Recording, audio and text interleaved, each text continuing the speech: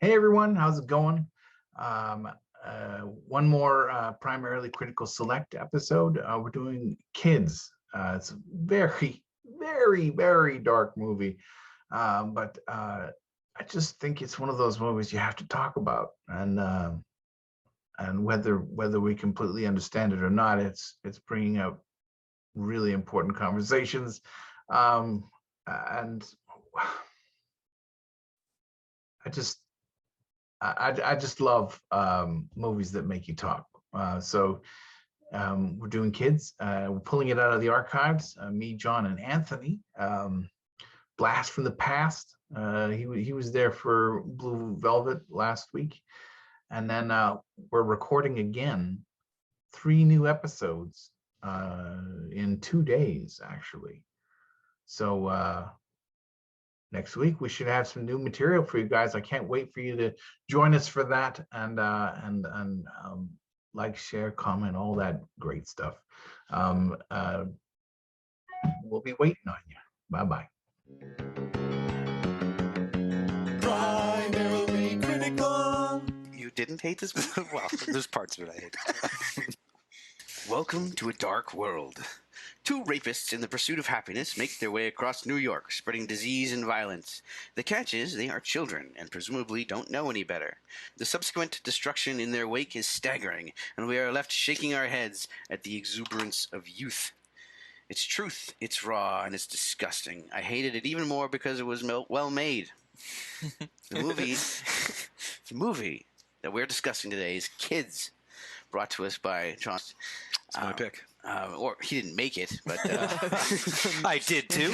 Yeah, says you. the director was Larry Clark, and it was made in 1995. This is primarily critical, and I'm joined today by John and Anthony. I'm Steve. What did you guys think of this movie? Well, I don't know. I enjoyed it. I'll start. Can I start with my question? Is that Please, fair? please Okay. do.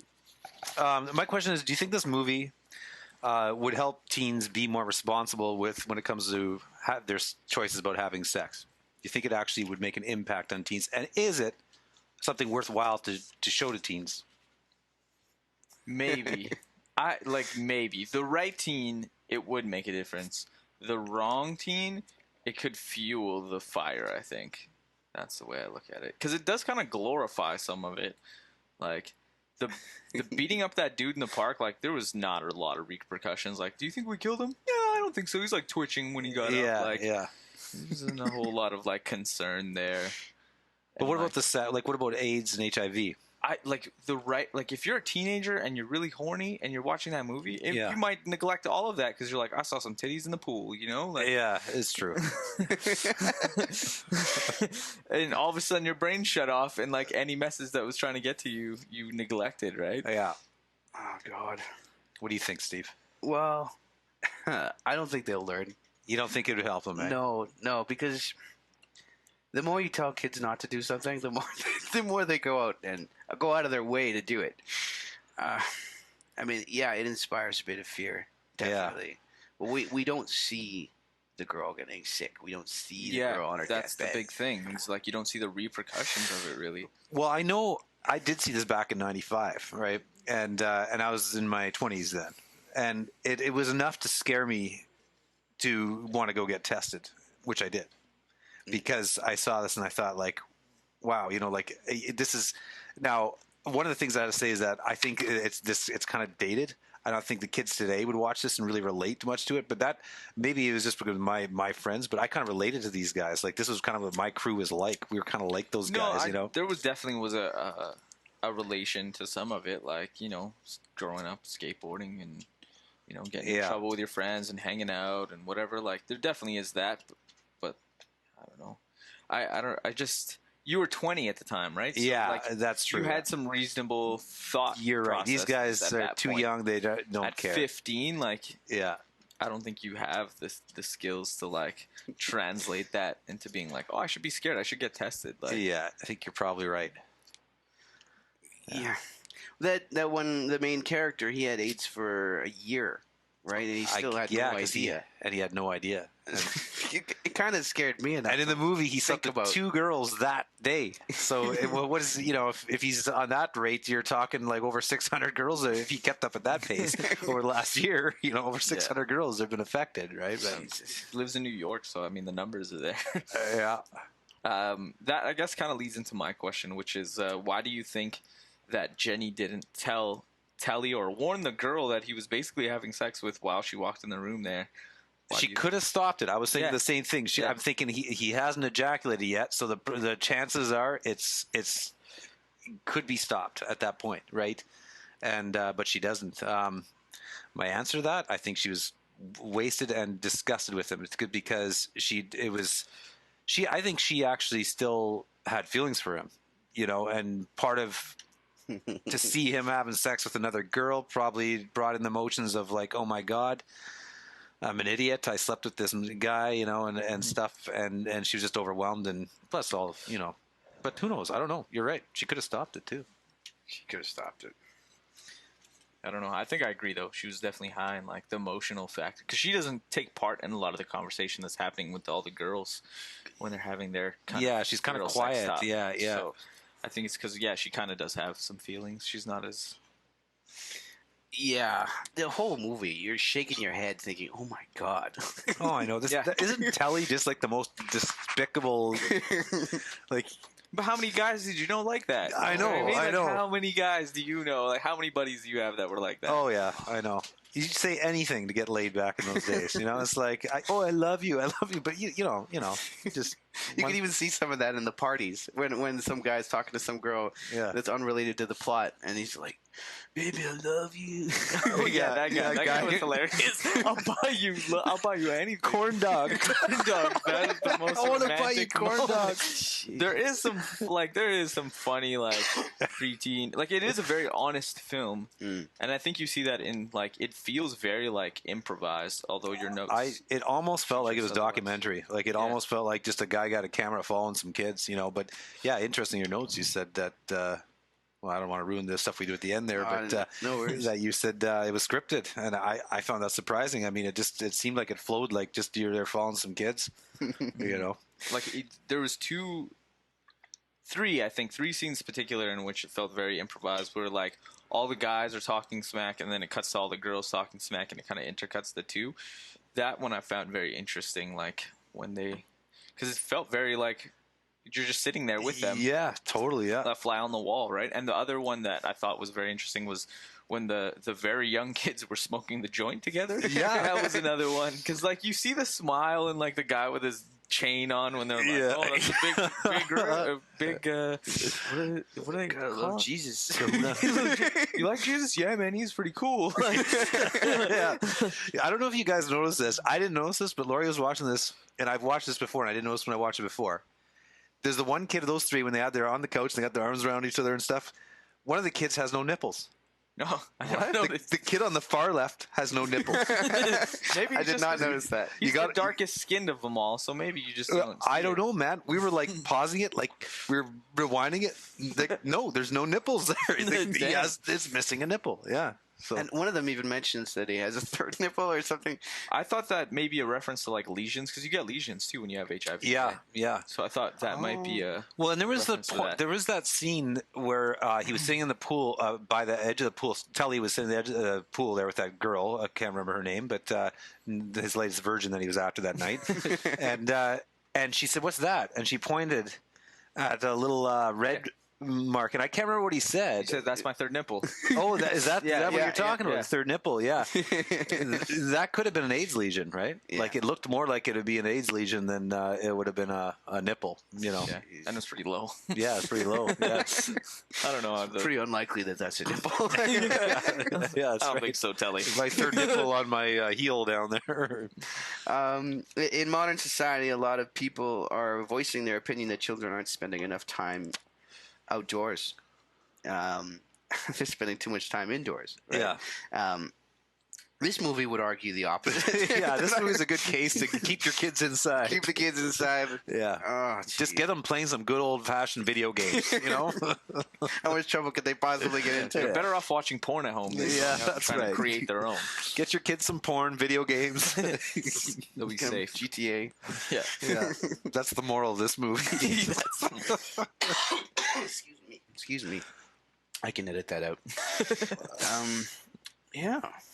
I don't know. Overall, I found it very disturbing. Although very well made, like you said, it was very well made. Yeah, there was one other thing I just wanted to bring up here is was it just me? I mean, okay, they start off the movie opens with them sucking face. Yeah. And I mean, it wasn't like he looked like he was going and having lunch or something there, right? It was right. Yeah. Now, then there's other parts of the movie where they show clips of like adults like on the subway train there doing something pretty similar, and I'm thinking, I don't remember when I rode a bus and saw like grown adults just sitting there sucking face. Yeah, and in the park this was happening. I just thought it was a little odd, you know. Yeah. I think the way that they tried to portray it is that like it doesn't really change. Like you're still kind of you're always chasing to get laid at some point. Yeah, you know what I mean? even I if think you're that's older, yeah. I think it was just trying to maybe speak to older people and be like, Yeah. hey, you're doing the same thing, so you might want to watch out. That could You know what I be. mean? That makes sense. Yeah. I think the big difference too is it's New York, so it's like it's a big city. Yeah, Things you get are a all little the different, weirdos yeah. there. I'm sure that's probably pretty common in New York to see people sucking. I mean, geez, didn't people get arrested for doing it on trains in New York and stuff? And Oh, I bet. yeah, I mean, Or got away with it. Well, yeah. Yeah, it's guaranteed that 90% of the people that got caught having sex in trains were only a small portion. Of the ones that got away. There was another scene at the end where it kind of just like long shots of like her riding the bus, and you see like weirdos, like there's the homeless guy with like a elephant on his head or something. What? I don't remember this. Yeah, he was like kind of rocking by a fence, and like it cut to a scene of people doing Tai Chi in the park after. And like, yeah, there was like a whole Is that like the scene very towards end? the Like towards the end, Towards yeah. the end. Okay. Yeah. Oh, yeah, it rings a bell. Yeah. I think it was a very New York movie. It felt like New York, like playing outside, breaking into a pool to go swimming, like Yeah. just running around New York getting in trouble. you know? Yeah. Yeah. And obviously, New York is a bad place. Yeah. We got another moral out of this movie. New York is very immoral. Yeah. The new That's Sodom stay and away Get your kids to Gomorrah. watch porn, play video games, and stay away from New York. It's a Sodom and Gomorrah. Do you think the guy in the park died? There's certainly, I think, it warrant enough. The injuries were substantial enough to warrant the death of that. Yeah. You know, from that. I wouldn't be surprised if he died. Yeah. All right. How about we go to? Did you know, or according to our sources, Harmony Korine wrote the movie in 1993 at the age of 18. So he was just coming off a coming guy off or a that girl? train. Harmony. I assumed it was a girl. Probably a girl. Harmony. Yeah, at 18, guys wouldn't be in touching going near AIDS with a 10-foot pole. Yeah. 93, eh? So a couple years ahead of time. Another unknown fact, or according to our sources here, the scene where Casper, Telly, and the other kids beat up the hoodlum in the park was inspired by an incident Harmony Korine witnessed less than 20 yards from where it was filmed. That's pretty interesting. New York, man. Rough place. Yeah, that was true to fact, I guess. It's crazy. Another interesting fact, according to our sources, is after this movie, Leo Fitzpatrick decided he didn't like acting and quit. He took $300 US, his skateboard, and some clothes and moved to Britain. After a 3-year hiatus, Leo was convinced to come back and make a follow-up to the film, which we just discovered is called... No, I couldn't find it. Oh, you couldn't find it? No, eh? I couldn't find it. So maybe our sources aren't as good as we thought they were. Yeah, I'm not too sure on that one. Maybe he was disgusted by the movie he made. Yeah. Came to his senses. He's like, we don't want wow. to follow up this. Can I interject a fact about that gentleman? Please, What's his please. name again? His real name? Leo. Fitzpatrick. He also played Johnny on The Wire. I found out while trying to find that movie. Which, if you ever seen The Wire, he's kind of a cracked out dude in that movie too, which is kind of funny. Yeah. I haven't seen The Wire, but I know it's very popular. Yeah. He does a pretty good low life. Yeah, he's a great low life. Very convincing. Yeah. Maybe he missed his calling. Or maybe he didn't. Or maybe he didn't. Yeah. Despite the improvised feel, the film follows Harmony Korine's script very, very closely, which we discussed earlier, and it's very surprising. Yeah. Like I said. I mean, it had a documentary feel, and Yeah. Kids, don't trust them. Yeah. they're rotten. Bunch of yard Degenerates. apes. All right. Does anybody have anything else to say about this? I think I feel good. I'll interject another random rap fact. Mac Miller's first mixtape was also related kind of to this movie. And if you look at the end, there's a lot of sponsors in the movie who they shout out, like a lot of skateboarding sponsors and stuff that they kind of shout out, which I thought was a little funny that you would kind of be okay with condoning the film in a way. Like the Independent shirts, which is a skateboard brand, you see Casper wear pretty much throughout the whole movie because it's just one day in these degenerates' lives. Well, I wonder if that the sponsors and stuff didn't feel like this was sending a good message. You know, because I think there is a message There's an there. argument to be made, I mean, for sure. I think you guys are right. It probably is missed on the target audience, but at the same time, I think it's not missed on. I mean, like I say, it made me go for STD testing at 20. So maybe it did something to maybe a little few years after the target audience, but there's a message there for sure. Yeah, the movie Kids was hard to watch. It was even right from the beginning when those kids are sucking face, you kind of want to look away. Yeah. And it cuts to that sex scene, and you're just kind of like, can you film this? Like, is this legal? Legal, yeah. I felt that a lot. Am I going to get arrested just for having this video in my possession? They're going to bust down my door at any moment. Yeah. Yeah. All right. Well, this is Primarily Critical signing off. Hope you have an amazing week. Take care. Primarily critical.